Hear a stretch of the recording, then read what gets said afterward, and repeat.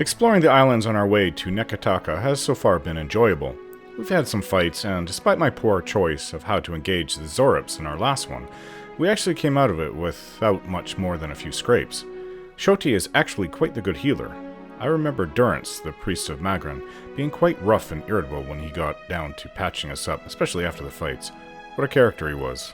I wonder if I'll ever see him again. Oh well, two old companions who are far away. Some will be missed more than others, but even the gruff, hard-to-get-to-know ones have their place in our lives. I think we still require a lot more combat to get working together as a group. Adair charges in with his sword and shield and deflects blow after blow and is really an integral part of our party. With Shoti healing, Eloth doing super damage with his magic, it's up to Seraphine and me to hit them hard from a distance or try and flank them when we can, and just try to feat them as fast as we can when we cannot. I'm remembering how to fight bit by bit. It's coming back to me. I just need to, as a captain, get familiar with how a good group operates in combat. I've had some successes so far and some not so successes, but I can see us improving. I'm not seeking combat out so much as trying out and testing us when we can. That large drake that we took down might have sensed us and attacked us. I think I did the right thing there, and we almost effortlessly brought it down. Heh, it's nice when it works out like that.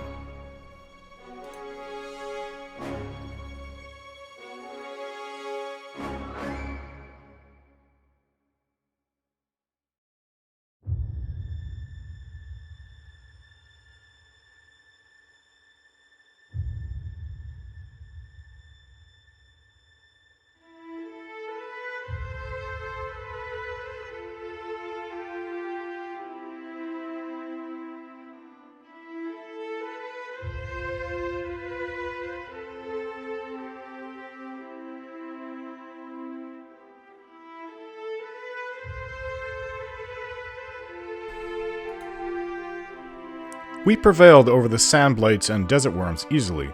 Then we continued south to search through the old ruins. After that, on our way back to the Defiant, I named the island Zorab Island after our new tag-along friend here, who is now part of our crew. Afterwards, we sailed to Neketaka free from disturbances, other than someone sending us a letter about using some strange magical tool to combine animal personalities.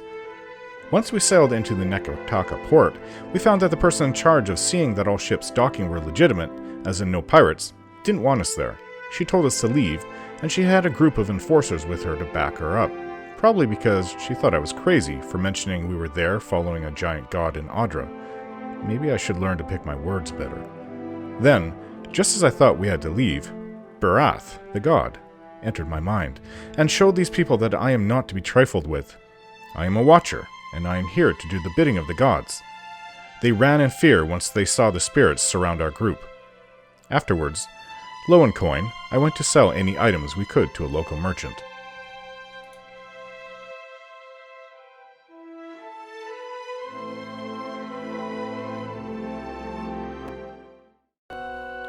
Okay, well, this is selling a lot of the excess things that we don't need. We have a bit of coin now. We'll need to buy water. Pelagina, is that you?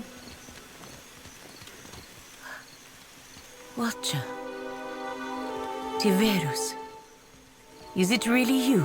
It's been a few years, yeah. Hey, I know those feathers. Pelagina!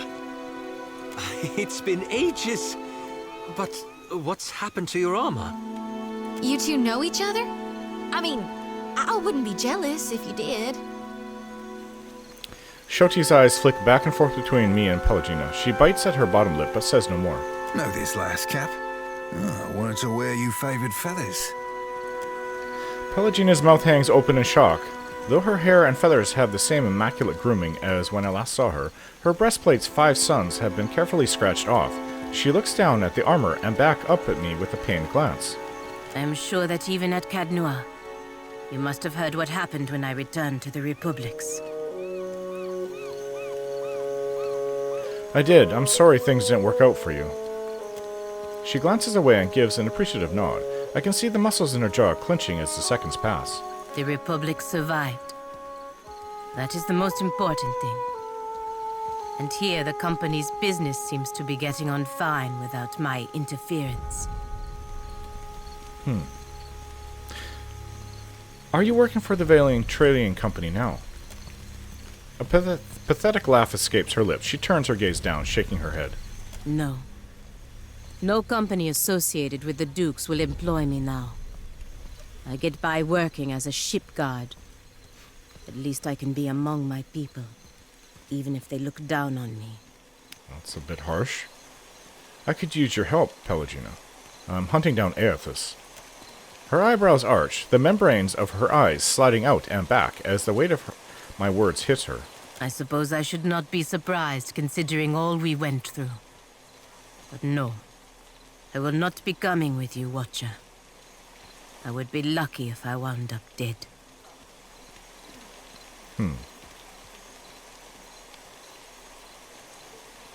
Oh, come on, things didn't turn out that bad. Kores, Watcher.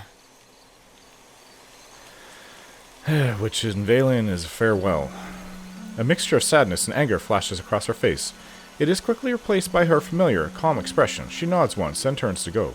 Do take care of yourself, Pelagina.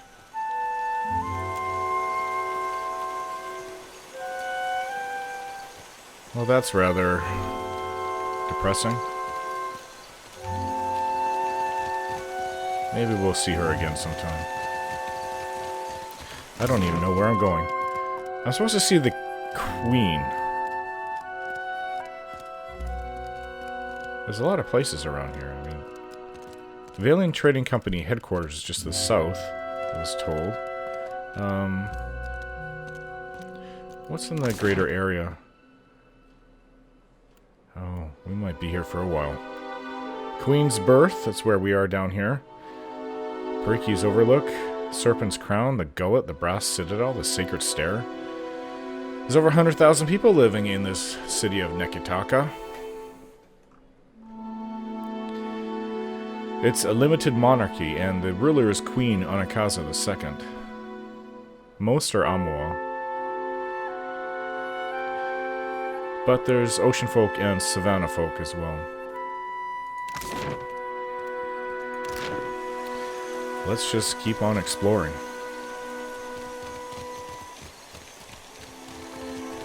Hello? God shepherds us all, traveler. Seek out his temple along the sacred stair, that thy path shall be made clear. Sacred Stair. Gon's temple. I'm sure Shoti would enjoy that. The Hazanui is at the palace, blaming the Valians for attacking one of their ports. Well, did they? Of course not. But the Queen must calm them down before they go to war over it.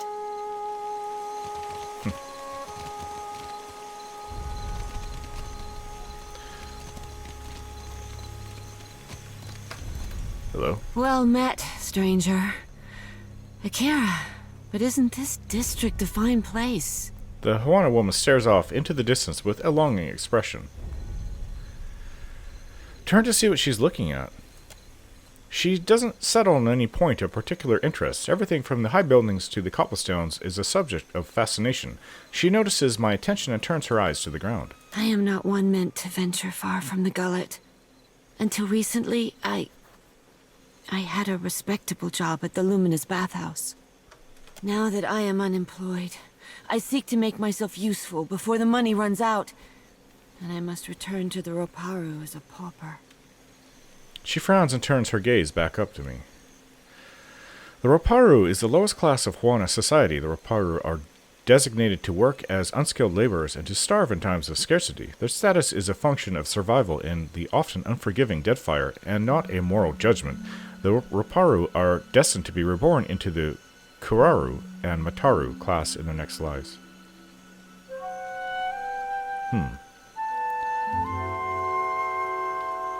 Tell me about the Queen's Birth.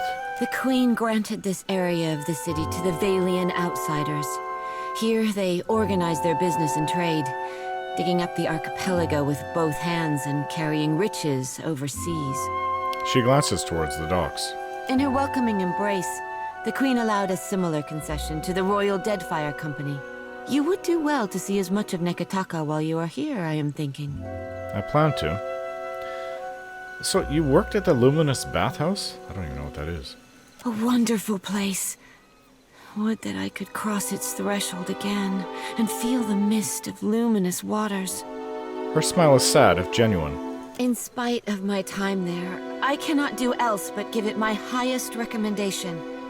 You will find the luminous bathhouse in Periki's Overlook. Okay.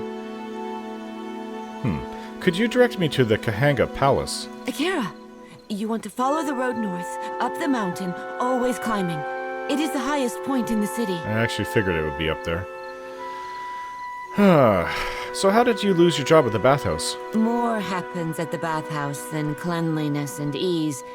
It is a place of meetings, business, and transactions, to all of which the attendants are either blind or deaf. I don't think it'd be that simple. One day, I overheard, more than I ought to have. In my erring, I gasped. To my great shame, I showed a most unprofessional reaction before clients. I was fired, and rightly so. She bows her head. What did you overhear in the bathhouse to cause such a scandal? Akama shakes her head and lowers it in deepest shame. She's trembling, and it's clear that, in her estimate, she has suffered enough without debasing herself even further. Okay. So, I guess we're learning about this place, Neketaka.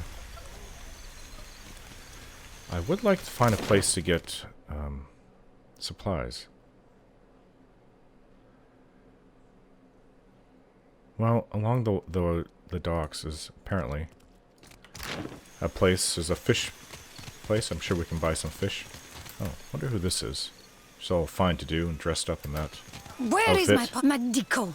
Where is that spoiled brat? Oh, a woman in fine clothes clutches a ledger in both hands. She searches the faces of passers-by, settling on mine with an uncertain frown.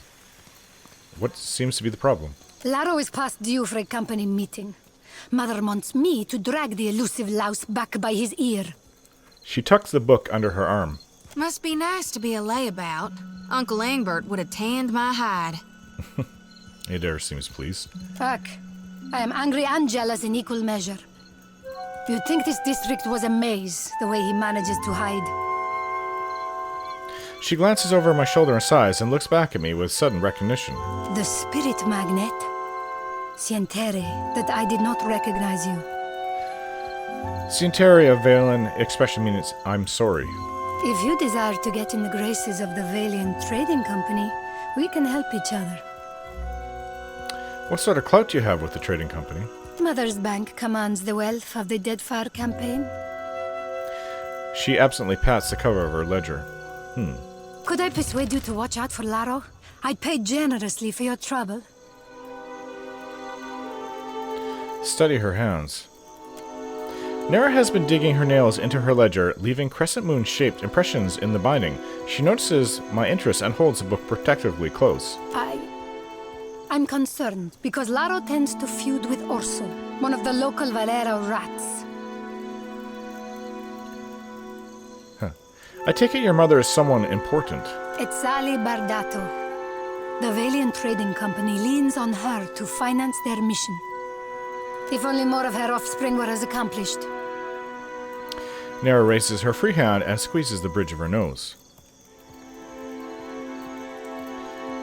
You aren't exactly tearing the district apart looking for him. Of course, see. I only manage the family business.